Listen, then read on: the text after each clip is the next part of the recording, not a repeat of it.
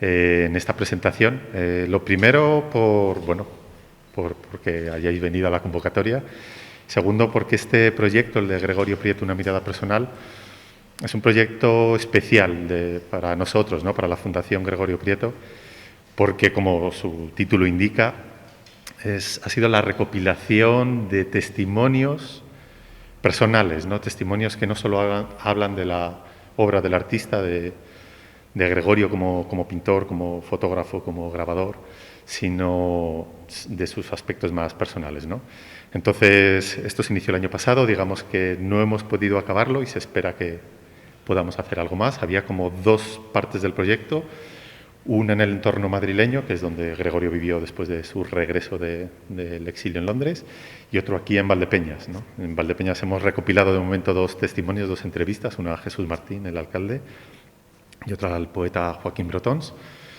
Y en Madrid tuvimos, por distintas circunstancias, pues no todas las personas a las que convocamos se pudieron asistir, pero sí que tenemos un testimonio muy interesante de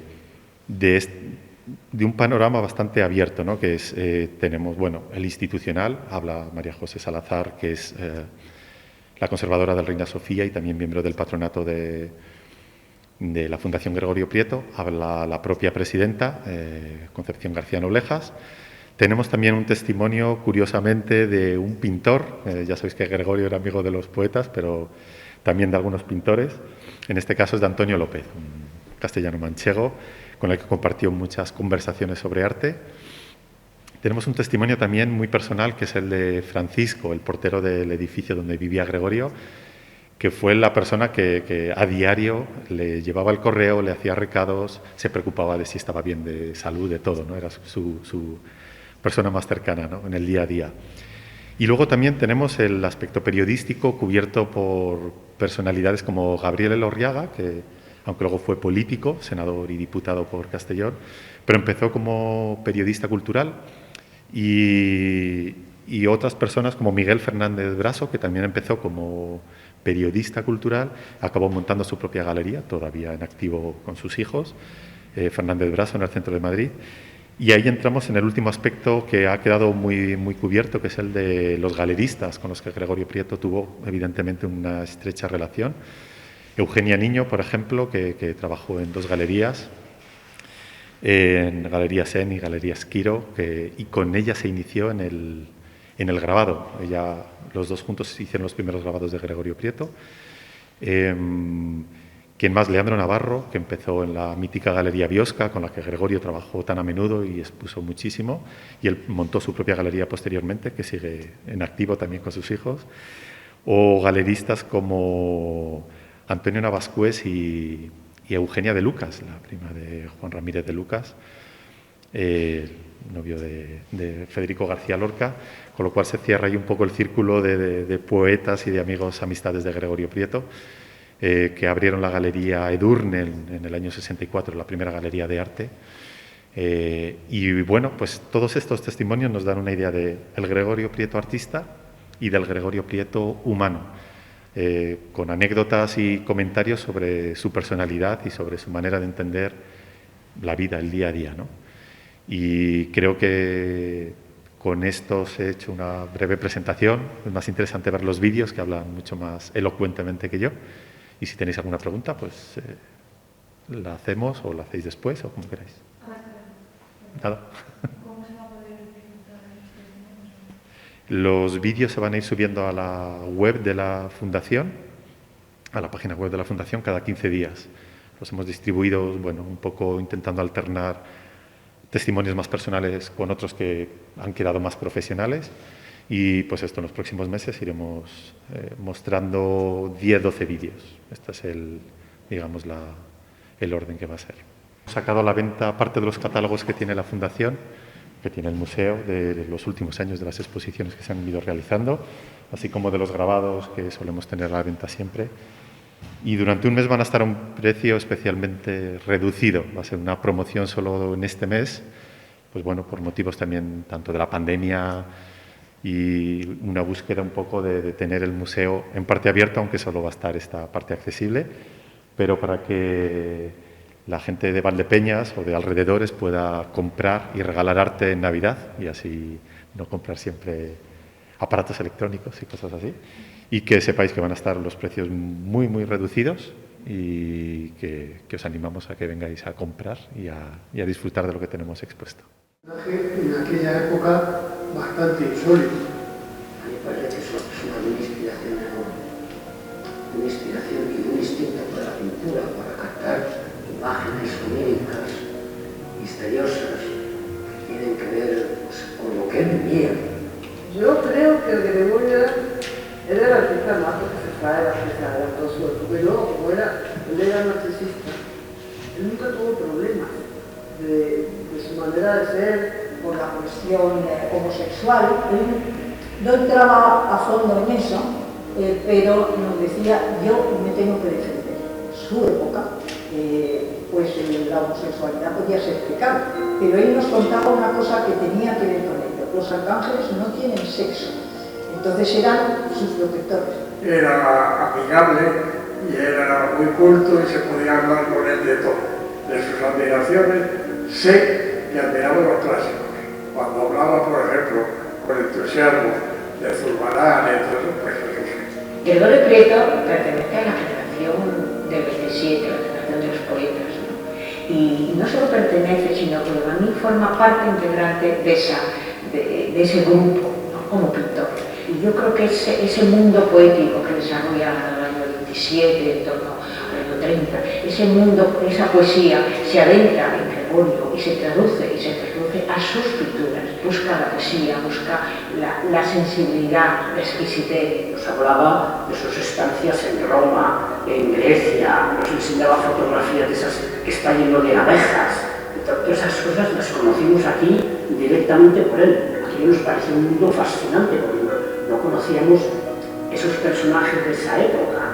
Y sobre todo me hablaba de Cernuda, pero me hablaba también de la penuria económica de Cernuda en Londres y cómo él lo auxiliaba y cómo él también era un poco como su confidente.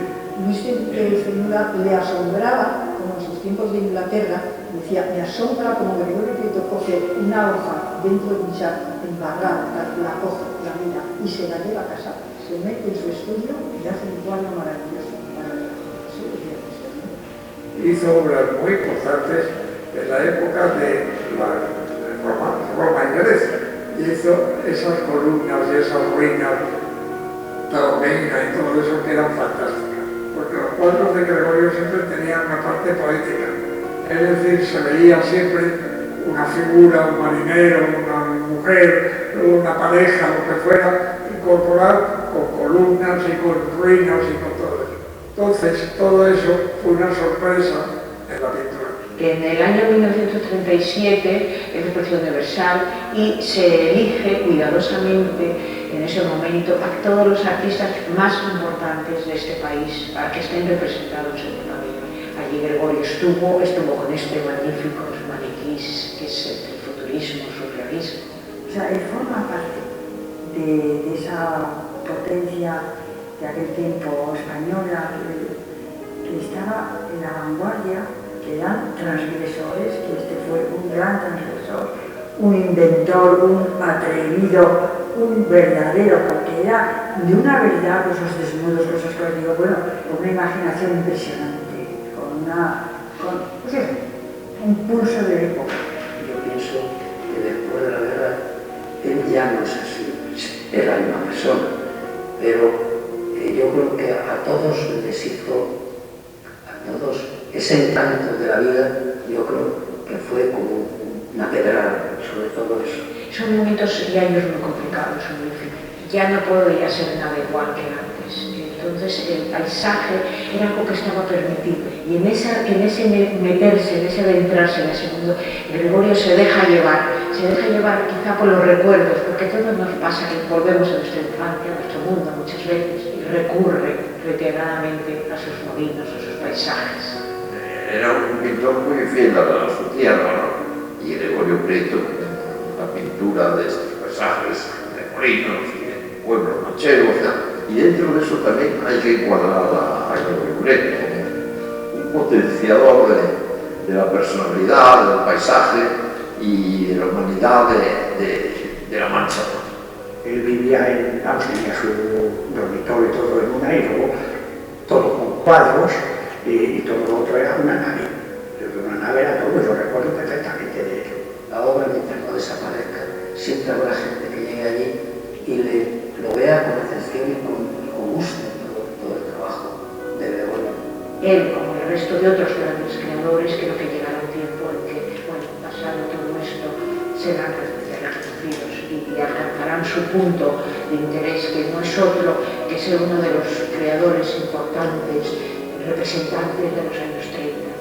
Gregorio tenía todas las facetas en sí, y por eso su museo te encuentras cosas tan sorprendentes. Y una persona que lo mismo ha escrito y colaborado en literatura y lo ha hecho bien, ha hecho fotografía y lo ha hecho fenomenal, ha hecho pintura, ha hecho dibujo, ha hecho relaciones sociales, digamos, era una persona fuera de serie.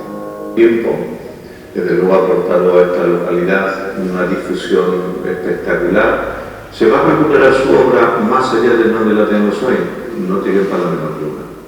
Yo creo que nadie ha interpretado desde el postismo, que alguien tendrá que recuperar y a tiempo, a la época romana. La parte que tiene del poblar es espectacular, con el puntillismo, el impresionismo. Oye, recuerda más de los maniquíes, que eso es chapó, es que ponte a pintar eso en aquellos tiempos y te mole para colgarlo. Que decía que el buen dibujante era mal pintor y el buen pintor era mal dibujante. Y él presumía las dos cosas, de ser bueno en los dos lados. Gregorio necesitaba ser observado constantemente. Ha sido un artista que ha vivido huérfano de su propio ser toda su vida. Gregorio Prieto y Benjamín Palencia son los dos grandes pintores de la generación del 27, no solamente de Castilla-La Mancha, ¿no? Y sobre todo, a mí Gregorio Prieto siempre me ha interesado más como dibujante que como pintor. O sea, como dibujante, hasta el propio Picasso lo reconoció. Gregorio Prieto ya tiene la época de Roma y la época de Inglaterra, cuando vivió con Cernuda. Bueno, entiendo que sobrevivieron.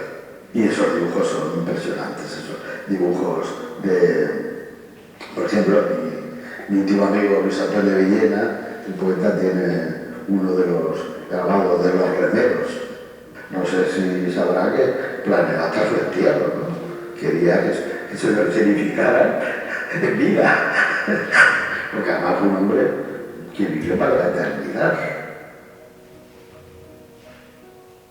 Que es una persona de una inspiración enorme, de una inspiración y de un instinto por la pintura, para captar imágenes oníricas, misteriosas, que tienen que ver pues, con lo que él vivía, esos marineros, todo ese mundo que él creó, expresa el amor, y ahí se mueve el resultado. Y da sensación con mucho placer, con mucho... Una de las cosas que vi de Gregorio que más me ha gustado, lo vi un montón, es un cuadro grande, y está con una mujer joven, que debió ser la segunda mujer de su padre. La obra, mientras no desaparezca, siempre habrá gente que llegue allí y lo vea con atención y con gusto todo el trabajo de Gregorio. Pues antes de que